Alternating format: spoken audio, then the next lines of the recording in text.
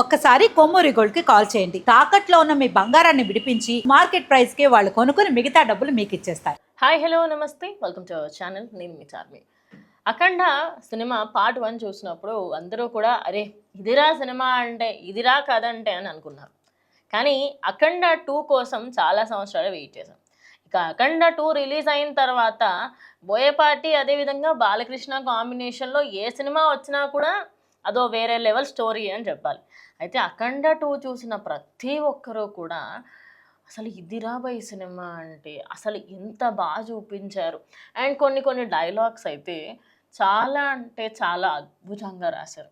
ఆ డైలాగ్స్ విన్నప్పుడల్లా అసలు హిందుత్వానికి సంబంధించి హిందూ మతానికి సంబంధించి అసలు అదేదో ఒక ప్రేయర్ లాగా అనిపిస్తుంది అనమాట. ఇంకొన్ని విషయాలలో ఇంకొన్ని పాయింట్స్లలో ఆయన మతాలకి సంబంధించి రాష్ట్రాలకి సంబంధించి కూడా కొన్ని డైలాగ్స్ ఉంటాయి. మతానికి సంబంధించింది ఒకటి, అది విన్నప్పుడైతే చాలామంది ఇది కన్వర్ట్ అవుతున్న వాళ్ళకి సంబంధించి అన్నట్టు కూడా మాట్లాడారు. అయితే ఇప్పుడు ఈ Akhanda cinema already the blockbuster hit అయింది కదా. అయితే ఈ అఖండ సినిమాకి సంబంధించి ఈ సినిమాని మోడీ చూడబోతున్నారు. ఎస్, మీరు విన్నది నిజమే, మన ప్రధానమంత్రి మోదీ ఈ సినిమా చూడబోతున్నారు.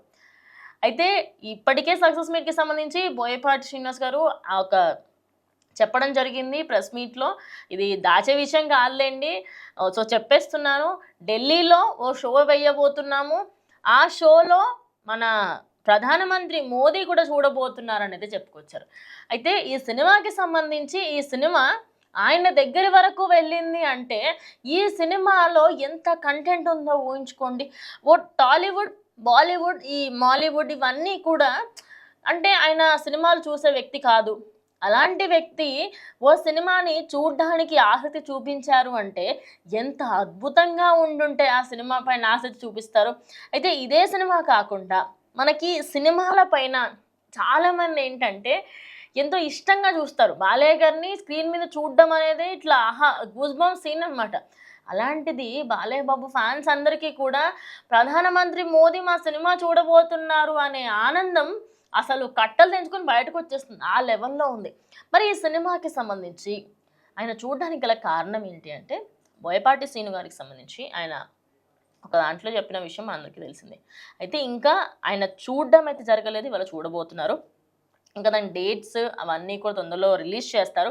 ఆయన చూసిన తర్వాత ఆయన రియాక్షన్ ఎలా ఉండబోతుంది, అసలు ఆయన ఏం మాట్లాడతారు, మెయిన్ థింగ్ ఆయన హిందుత్వానికి సంబంధించి చాలామంది హిందూ హిందూ అని చెప్పేసి ఆయన ఎక్కడా కూడా భజన చేయలే. నిజానికి మనం చాలాసార్లు చూసాము. మన రామాలయం, అయోధ్య రామాలయానికి సంబంధించి అయోధ్య రామ్ మందిర్లో ఆయన 500 సంవత్సరాల నుంచి పోరాడుతుంటే ఆయన ఉన్న ప్రభుత్వంలో వచ్చింది.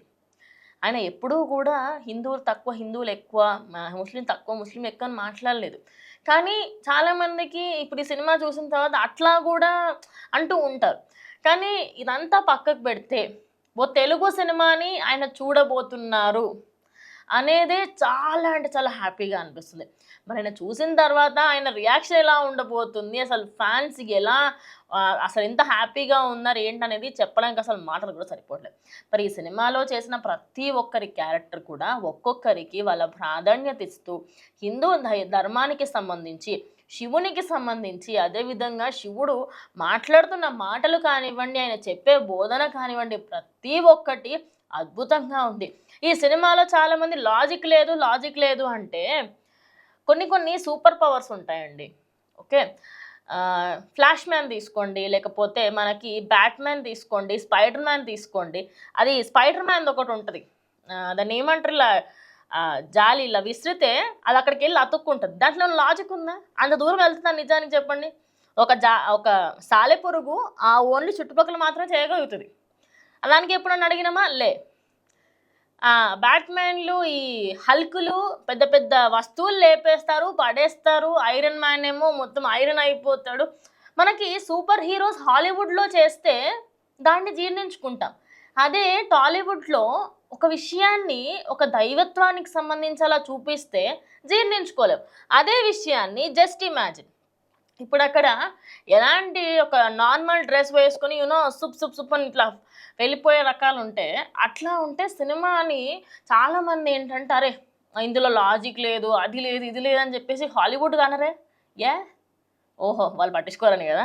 కానీ టాలీవుడ్లో ఏదైనా సినిమా వచ్చినప్పుడు దాని లాజిక్ లేదేంటి, అట్లెట్లా అవుతుంది, ఇదేంటిది అని అంటే కొన్ని కొన్ని లాజిక్తో కాకుండా నార్మల్గా సినిమా లాగా చూస్తే చాలా బాగుంటుంది.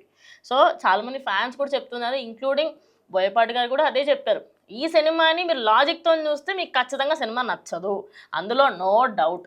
సో మీకు సినిమా నచ్చాలి అంటే లాజిక్లు లేవు, గిమ్మిక్లు లేవు, మ్యాజిక్లు లేవు అని చెప్పి అప్పుడు మీరు చూస్తే అప్పుడే మీకు సినిమా నచ్చుతుంది.